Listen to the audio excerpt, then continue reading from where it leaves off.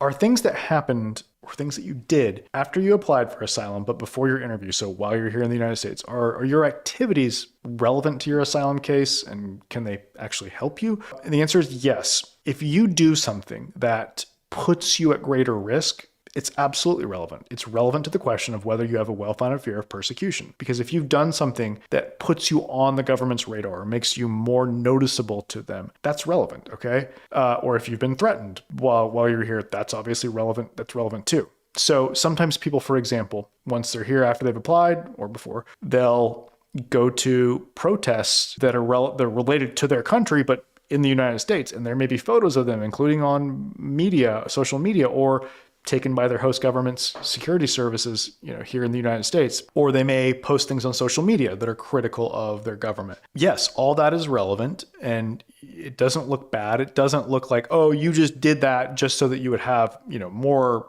ammunition for your asylum case. Like, no, I don't think it's taken like that by asylum officers, and I say that as a former asylum officer. So, look, do things that you think are right, do things that you think are helpful or help advance your cause. I think you should consider the risks, right? If you do things that bring you to your country's government or whoever the persecutors are, if you're bringing yourself to their attention, there's risk there, right? Because you may have to go back to your country. So you got to consider that. But to answer your question, yeah, it's relevant.